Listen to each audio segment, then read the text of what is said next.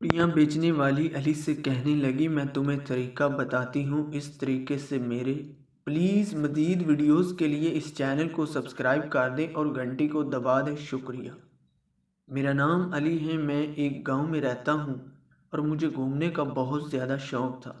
मेरी ज़िंदगी का मामूल था हर रोज़ अच्छा सूट पहनना, अच्छी घड़ी पहनना और ऐनक लगाकर बाज़ार में दोस्तों के साथ चले जाना और रात 10 बजे तक इधर ही मस्ती करते रहना। हम दोस्त पैसे डालकर खाना भी बाहर से ही खा लेते थे और काफ़ी ज़्यादा लड़कियों से हम पैसे भी मंगवाते थे।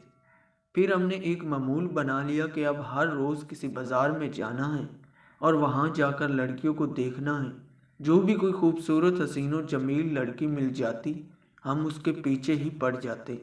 मेरे ग्रुप में मेरे कुछ ऐसे दोस्त भी थे जो हर हद पार कर देते थे, लेकिन मैं बस मोहब्बत तक ही कायम था और हर रोज़ हम लोग नई नई लड़कियों के साथ मिलते थे। लड़कियां भी हमें बहुत ज़्यादा लिफ्ट कराती, वो यही समझती कि हम ज़्यादा अमीर घराने से तल्लुक़ रखते हैं।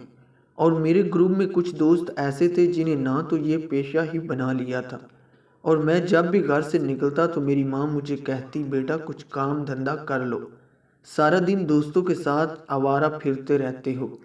मैं माँ से कहता, कर लूँगा काम धंधा भी, अभी मेरी उम्र ही क्या है। फिर एक दिन मैंने अपने दोस्तों के साथ बाज़ार में जाना था तो मेरे दोस्त एक लड़की के पीछे पड़ गए और मैं अकेला ही चलने लगा, क्योंकि मैं उस दिन बहुत ज़्यादा खुश था और दिल में सोच रहा था कि काश मुझे भी कोई ऐसी लड़की मिल जाए जो मुझसे सच्ची मोहब्बत करती हो। फिर एक चूड़ियाँ बेचने वाले को मुझसे प्यार हो गया। उसकी क्या कमाल की मोहब्बत थी, वो जहाँ भी जाती वहाँ की मशहूर चीज़ मेरे लिए तोहफे में लाती थी। वो मेरी खातिर मेरे शहर में 4 साल तक रही, मेरी मिन्नतें करती और रोती रहती और कहती होती थी कि मेरे नाल शादी कर ले। मैं लगातार इनकार पर था। वो वापस अपने आबाई गांव जंग चली गई। कुछ अरसे बाद मैं अपने दोस्तों के साथ सुल्तान बहू के मज़ार पर गया। मैं इधर मज़ार के बाहर खड़ा था कि पीछे से किसी ने मेरा बाजू पकड़ा। देखा तो वही चूड़ियाँ बेचने वाली थी। खुशी के मारे वो कहने लगी कि मेरी दुआ रंग ले आए, तेरा दीदार हो गया, साड़ी ईद हो गई। मैं जब भी दरबार पर आती थी तुझे मांगती थी, अब तेरे लिए बैठी हूँ, शादी नहीं की। फिर इसकी आंखों में आंसू आ गए, कहने लगी, भीख मांगना चूड़ियाँ बेचना मेरा कसूर तो नहीं है ना, ये तो मेरी किस्मत का है, मेरे नसीब का कसूर है, तो सज़ा मुझे क्यों मिल रही है। सबके सामने मेरे गले लगकर रोने लगी, कहने लगी कि एक दफ़ा मेरे साथ मेरे घर चलो। मेरे पाँव पकड़ लिए, सब लोग देख रहे थे। मेरी बेइज्जती हुई, लोगों का मजमा लग गया। दोस्तों ने बोला कि चलो एक दफ़ा हो आते हैं। मैंने हाँ कर दी तो वो भागकर गाड़ी में बैठ गई।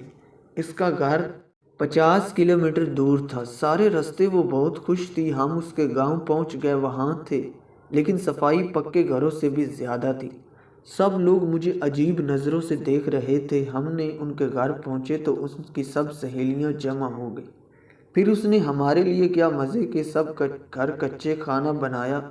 इसके घर वालों ने मुझे बताया कि ये लड़की तो सारा वक्त तुम्हारे नाम की तस्बीह करती रहती है। और फिर जब हम वापस आने लगे तो उसकी आंखों से आंसू नहीं रुक रहे थे।